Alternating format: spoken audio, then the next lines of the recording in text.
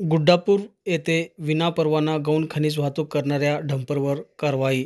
जत तालुका गुड्डापूर येथे वाळूचे अवैध विनापरवाना गौण खनिज वाहतूक करणारा डंपर संक अपर तहसीलदार श्रीमती रोहिणी शंकरदास व त्यांच्या पथकाने पाठलाग करून कारवाई केली.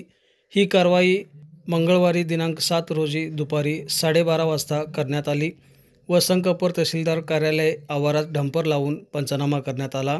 अधिक माहिती अशी की गुड्डापूरमधून पिवळ्या रंगाचा 10 चाकी डंपरमधून अवैध गौण खनिज वाहतूक क्रमांक KA 28 AA 6231 मधून धानम्मा देवी मंदिराच्या पूर्णद्वार समोरील रस्त्यावरून वाळू गौण खनिजचा विनापरवाना वाहतूक सुरू होता.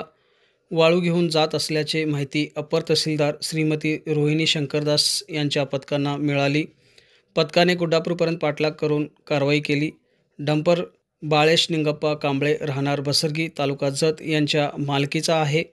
चालक प्रशांत भीमण्णा कोळी यांनी गौण खनिज वाळूची विक्री कोळगेरी तालुका जत येथे घेऊन जाणार असल्याचे सांगितले. अपर तहसीलदार कार्यालयाच्या आवारात आणून दुपारी 1:30 वाजता पंचनामा करण्यात आला.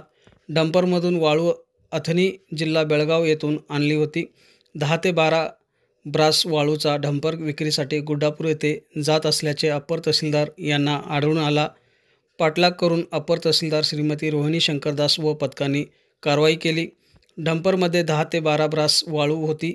ही कारवाई अपर तहसीलदार रोहिणी शंकरदास, मंडळ अधिकारी MV खोत माडेयाळ, SS जाधव संख, गुड्डापूर ग्राम महसूल अधिकारी SM स्वामी, महावीर धनवे गोंधळेवाडी या पथकांनी कारवाई केली आहे. मी अपर तहसीलदार संक श्रीमती रोहिणी शंकरदास भागात दौऱ्यावर असताना गुड्डापूर येथे अवैध गौण खनिज वाहतूक करत असलेला डंपर पाठलाग करून पकडला. सदर डंपरवर अपर तहसील कार्यालय संक येथे पंचनामा करून त्यावर नियमानुसार दंडात्मक कारवाई करण्यात येईल. यापुढे संक कार्यक्षेत्रात अवैध गौण खनिज वाहतूक करणाऱ्या वाहनांवर नियमानुसार कडक कारवाई करण्यात येईल.